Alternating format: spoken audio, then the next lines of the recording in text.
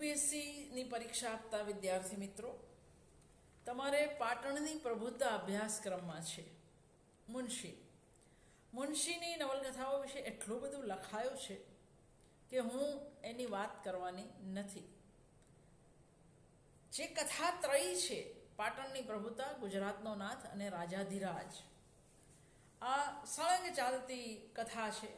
સળંગ પાત્રો બધા જ, કોઈ પાત્રોનું મૃત્યુ થાય અલગ વસ્તુ છે, પણ દરેકની અંદર નાયક જુદા છે. પાટણની પ્રભુતામાં ત્રિભુવનપાલ છે, ત્રિભુવન અને પ્રસન્ન. મિનળ અને મુંજાલ બધે જ છે. ગુજરાતનો નાથમાં કાક અને મંજરી છે, અને પછી ગુજરાતનો નાથ કોણ? આ પ્રશ્ન પાસે મુનશી વિરામ લે. પણ તમારે એક મહત્વનો પ્રશ્ન જે આવે છે, મેં તમારા પેપરમાં જોયો, ઐતિહાસિક નવલકથાની વિભાવના સ્પષ્ટ કરો. એટલે તમે તમારી નવલકથા વાંચો ત્યારે ગુજરાતનો ઇતિહાસ અને પાટણની પ્રભુતા બેને સામસામે રાખીને તમારે વાત કરવાની છે. હું માત્ર ઐતિહાસિક નવલકથા એટલે શું એની વાત કરીશ આજે. નવલકથા એટલે શું, નવલકથાનું સ્વરૂપ, એના ઘટક તત્વો, એની હું એકાદ અઠવાડિયા પછી વિગતે વાત માંડવાની છું. પણ પાયાનો પ્રશ્ન એ છે કે નવલકથાના અનેક જે પ્રકારો છે, એ મનોવૈજ્ઞાનિક હોય, એ પ્રાદેશિક હોય, એ ઐતિહાસિક હોય, તો આપણો આજનો જે વિષય છે એ આજે ઐતિહાસિક વિશેષણ લાગ્યું નવલકથાને, ઐતિહાસિક નવલકથા, એ વિશેષણનો અર્થ શું છે?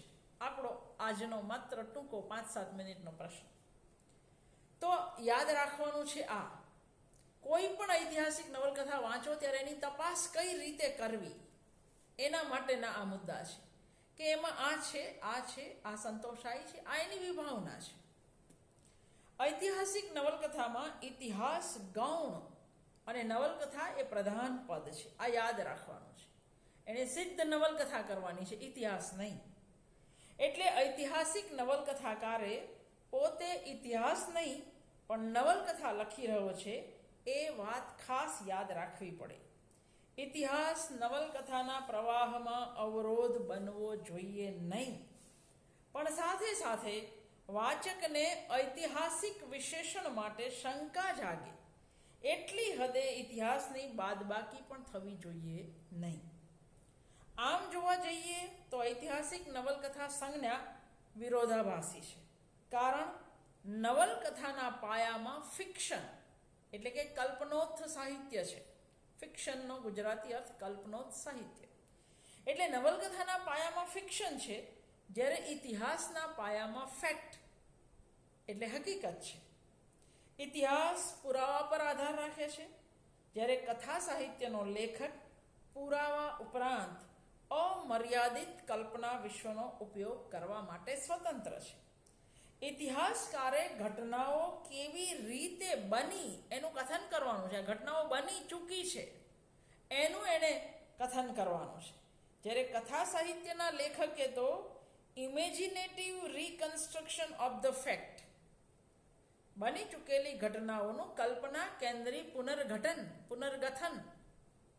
પુનર્કથન, imaginative reconstruction of the fact ના માર્ગે ચાલવાનું છે. કથા સાહિત્યનો લેખક ઇતિહાસકાર નથી, સર્જક છે. જે તે ઘટના કેવી સંભવી શકે એનું રસલક્ષી નિરૂપણ એણે સંભવિતતા અને અનિવાર્યતાના નિયમને ધ્યાનમાં રાખીને કરવાનું છે. જો કે કથા સાહિત્યનો લેખક મન ફાવે તેમ આડેધડ પ્રસંગો ઉપજાવી શકતો નથી. એની વાર્તા કે તેના પાત્રો માનવીય કાર્યની શક્યતાને અતિક્રમી નથી જતા એ બાબતે એણે પોતાના વાચકને વિશ્વાસમાં લેવો જ પડે. આપણે જાણીએ છીએ કે હકીકત આધારિત મનાતો ઇતિહાસ પોતે પણ થોડીક હકીકતો, થોડીક દંતકથાઓના આધારે લખાય છે. અને મુનશીને આપણે એટલે માફ કરીએ છીએ કે ગુજરાતનો ઇતિહાસ તો રાસાઓના આધારે લખાયો છે, એટલે કે કલ્પનાના આધારે જ લખાયો છે. અને એટલે જો મુનશી એમાં આમ તેમ છૂટછાટ લે છે તો આપણે બહુ કકળાટ કરતા નથી. હકીકત આધારિત મનાતો ઇતિહાસ પોતે પણ થોડીક હકીકતો, થોડીક દંતકથાઓના આધારે લખાય છે. અનેક કથાઓમાંથી સત્ય શોધી કાઢવા ઇતિહાસકારે પણ થોડીક કલ્પનાનો તો આશરો, સહારો લેવો જ પડે છે. ઇતિહાસ પોતે પણ પૂર્વગ્રહ કે પક્ષપાતથી પર નથી. એટલે જ ઘણા વિવેચકો આત્યંતિક વિધાન કરે છે કે ઐતિહાસિક નવલકથા લખવી શક્ય જ નથી. આમે ઐતિહાસિક નવલકથાઓમાં મુખ્ય પાત્ર તરીકે મોટે ભાગે કાલ્પનિક પાત્રો જ, કાલ્પનિક વ્યક્તિઓ જ આવે છે. મોટા ભાગની ક્રિયાઓનો આધાર કલ્પના જ રહે છે. એ કાક હોય મુનશીનો કે રઘુવીર ચૌધરીનો સદાશિવ હોય. વાસ્તવિક પાત્રોને ભાગે તો સમગ્ર નવલકથામાં જરા અમસ્તો ભાગ ભજવવાનો જ આવે છે. જો ઇતિહાસ માટે એમ કહેવાતું હોય કે history is an art and should be written with imagination, આવું ઇતિહાસ માટે કહેવાતું હોય કે ઇતિહાસ એ કળા છે અને કલ્પનાની મદદથી એ લખાવી જોઈએ. બીજા પણ થોડાક વિધાનો છે. Read anything but history, for history must be false. બીજું કંઈ પણ વાંચો, કારણ કે ઇતિહાસ તો ખોટા હોય છે. હજુ એક વાક્ય છે, history is only a confuse heap of facts. Confuse, ગોટાળા ભર્યું, સંકુલ. History is an art and should be written with imagination. તો પછી નવલકથાકારની નિરંકુશ કલ્પનાને આપણે જાજો દોષ આપી શકીએ નહીં. એ પોતાના મહાપુરુષની પ્રશસ્તિ ગાય, નાની જીતને મોટી કરી દેખાડી, પ્રજામાનસને મજબૂત બનાવવાની કોશિશ કરવા માટે સ્વતંત્ર છે. ઇતિહાસકાર પણ જો ભયાનક હારને ગૌણ બનાવી દઈ નજરઅંદાજ કરી શકતો હોય તો નવલકથાકાર તો કરી જ શકે. ઇતિહાસકારને પણ જો પોતાના આગ્રહો કે પૂર્વગ્રહો હોય તો નવલકથાકારની એ બાબતે આપણે ટીકા કરી શકીએ નહીં. ઐતિહાસિક નવલકથાકારે માત્ર આટલું જાળવવાનું છે, એક, બને ત્યાં સુધી કાલ્પનિક પાત્રોને ઐતિહાસિક બનાવોમાં ચાવીરૂપ સ્થાન ધરાવતા દેખાડાય નહીં, શક્ય હોય ત્યાં સુધી. પણ મુનશીની જય સોમનાથમાં સામંતનું પાત્ર, ગુજરાતના નાથમાં કાકનું પાત્ર કે રઘુવીર ચૌધરીની સોમતીર્થમાં સદાશિવનું પાત્ર આ નિયમને ગાંઠતા નથી. બીજું ધ્યાન રાખવાનું, ઐતિહાસિક નવલકથાકારે સાવ નિરાધાર કે બિનજરૂરી ફેરફારો ન કરાય.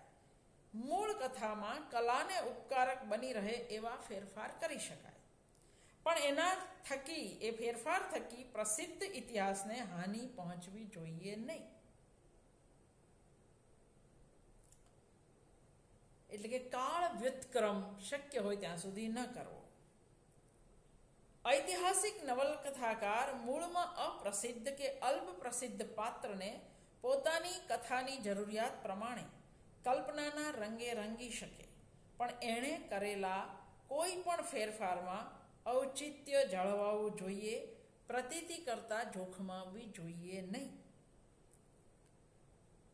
જો આપણે સોમનાથ ધ્વંસ સાથે સંકળાયેલી નવલકથાઓને જોઈએ તો ગઝનીના મહમૂદની સોમનાથ પરની ચડાઈ બાબતે અને સોમનાથના પતન બાબતે હિન્દુ મુસ્લિમ ઇતિહાસકારોના મંતવ્યો જુદા પડે છે. વળી ગુજરાતનો સોલંકી વંશનો ઇતિહાસ રાસાઓ, પ્રબંધો અને દંતકથાઓના આધારે લખાયો છે.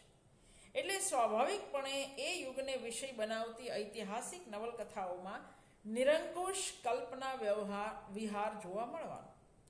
જ્યાં ઇતિહાસ વિશે જ શંકા હોય ત્યાં એક જ ઘટનાને લઈ 3-4 લેખક નવલકથા લખે તો કોઈકે તુલનાત્મક અભ્યાસ કરવો જોઈએ.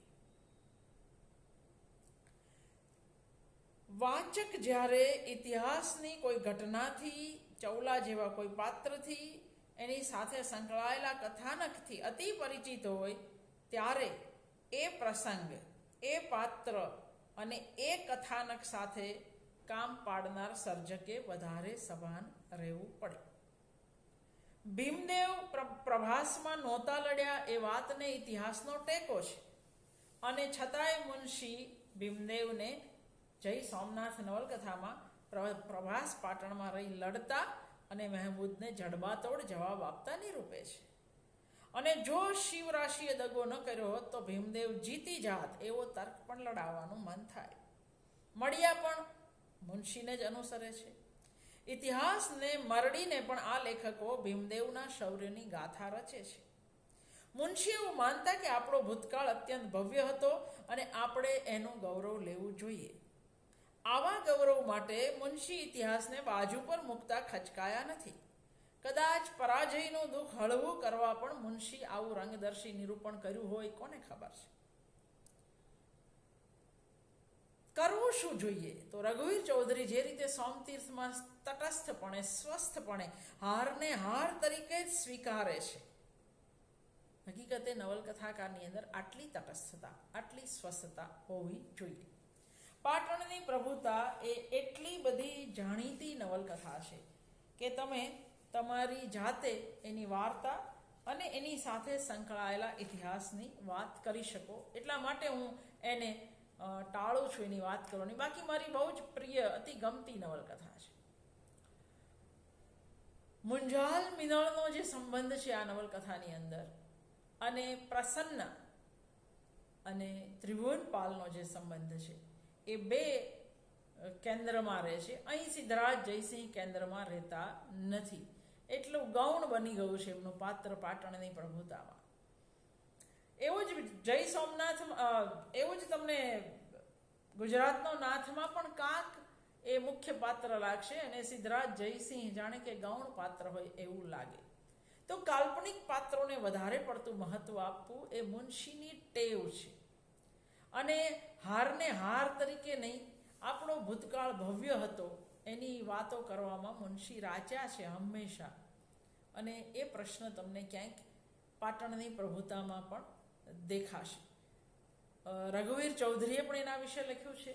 નરેશ વેદના પુસ્તકમાં પણ છે. કદાચ એમાં જય સોમનાથ વિશે છે, પણ મુનશી પર થયેલા ગ્રંથોમાં બધી જ જગ્યાએ તમને પાટણની પ્રભુતા વિશેના લેખ ચોક્કસ જ મળશે. એટલે આપણે એમાં સમય નથી બગાડતા. વધારે મહત્વનો મુદ્દો હતો ઐતિહાસિક નવલકથા કોને કહેવાય, એની આપણે આજે સમજ મેળવી.